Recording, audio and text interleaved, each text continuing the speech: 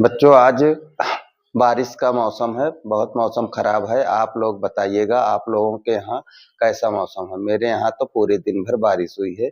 तब भी कोशिश कर रहे हैं कि आज हम आपको अलंकार के क्रम को आगे बढ़ाते हुए अर्था अलंकार के अंतर्गत संदेह अलंकार को पढ़ाएंगे। संदेह अलंकार की परिभाषा को देखिए।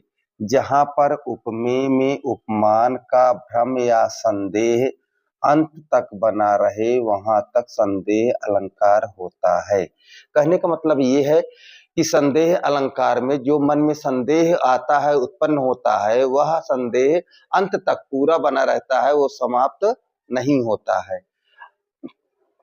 जैसे इसमें वाचक शब्द आता है, जैसे उदाहरण के बीच में वाचक शब्द आएगा या तो या, अथवा, की, धौ, धौ, धाव, मतलब ये शब्द आएंगे।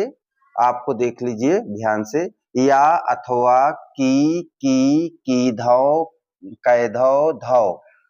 उदाहरण, साड़ी बीच नारी है कि नारी बीच साड़ी है, नारी ही की साड़ी है कि साड़ी ही की नारी है। अर्थात कहने का मतलब यह है कि इस उदाहरण के अंतर्गत यह देखने को मिल रहा है कि साड़ी के बीच में नारी, अर्थात जब द्रौपदी का चीरहरण हो रहा था तो उस समय का दृश्य का वर्णन उदाहरण लिया गया है।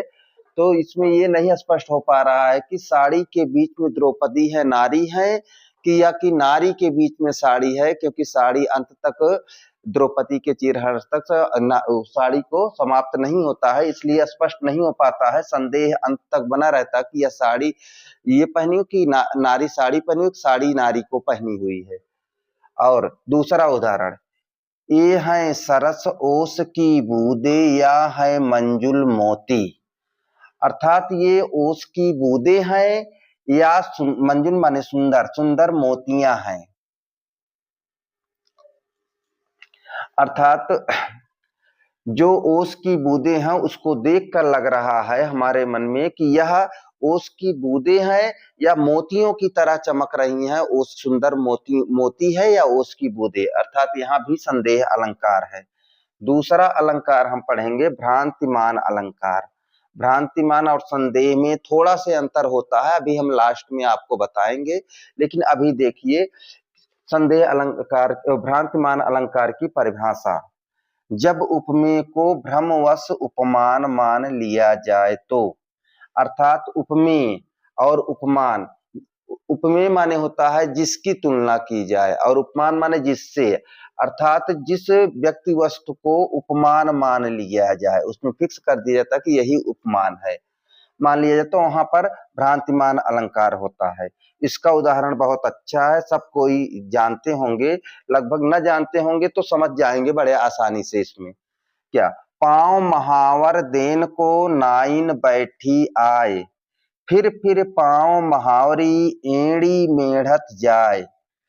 कहने का मतलब है कि पांव महावर देन को, पांव माने पैर, पैर में रंग लगाने के लिए, महावर लगाने के लिए नाइन, नाइन जो होती हैं वो घर पर आकर बैठी हुई हैं पांव में महावर देने के लिए। फिर पांव महावरी, अर्थात बार बार वह एड़ी मेढ़त जाए, अर्थात एड़ी की लालिमा इतनी ज्यादा है, एड़ी खुद इतनी लाल है कि वह नाइन जो महावर दे रही है उसके अंदर भ्रम हो जाता है कि हम यह बार बार लगा रहे कि हम यहाँ पर रंग लगाए थे या नहीं लगाए थे, तो उसको बार बार उसको लगाती जा रही है, लेकिन समझ में नहीं पा रही है कि हाँ हम यहाँ लगाए थे कि नहीं लगाए थे, इसलिए यहाँ पर भ्रांतिमान अलंकार है।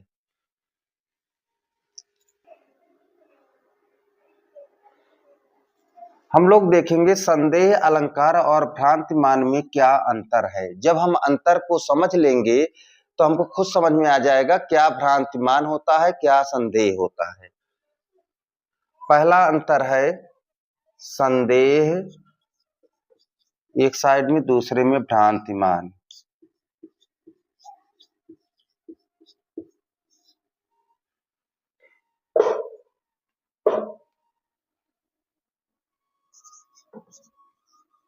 चंद्रमा है या मुख। अर्थात संदेह के अंतर्गत बताया गया चंद्रमा है या मुख, अर्थात हम देख कर मुख को यह नहीं क्लियर कर पा रहे हैं कि ये चंद्रमा है या मुख है, लेकिन भ्रांति मान में वह क्लियर हो जाता है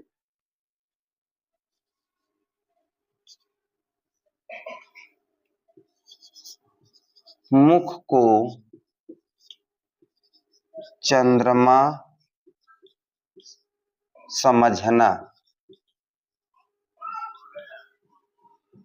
अर्थात यहाँ पे मुख को चंद्रमा समझ लिया जाता है, लेकिन इसमें संदेह बना हुआ है। अर्थात अंत तक जब संदेह बना रहता है तो वहां पर संदेह अलंकार है, लेकिन जब संदेह समाप्त तो हो जाए तो वहां पे भ्रांतिमान हो जाता है।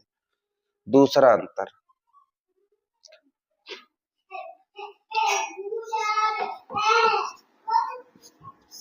साड़ी साड़ी है कि नारी। अर्थात द्रौपदी ने साड़ी पहनी है या नारी, साड़ी बीच नारी, अर्थात यहाँ पे संदेह है कि साड़ी है या नारी है, दोनों के बीच में संदेह अंत तक बना हुआ है। यहाँ भ्रांतिमान में होगा साड़ी को नारी समझना।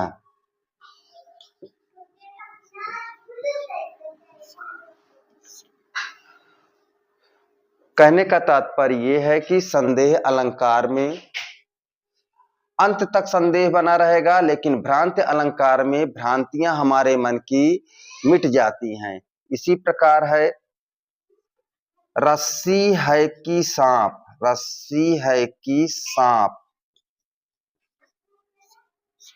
अर्थात जब हम देखते हैं कोई रस्सी पड़ी हुई है तो यह क्लियर नहीं कर पाते हैं कि यह रस्सी है या सांप है, स्पष्ट नहीं हो पाता है। लेकिन इसमें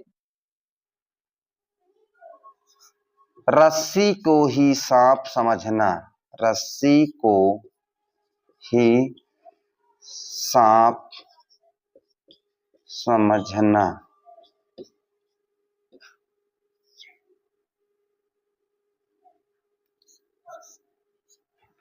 अर्थात तीन अंतर से आपको समझाने की कोशिश की गई।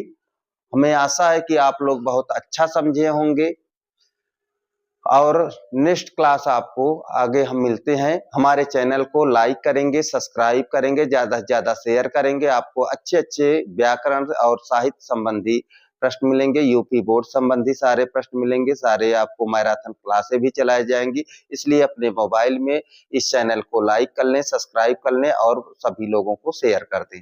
धन्यवाद।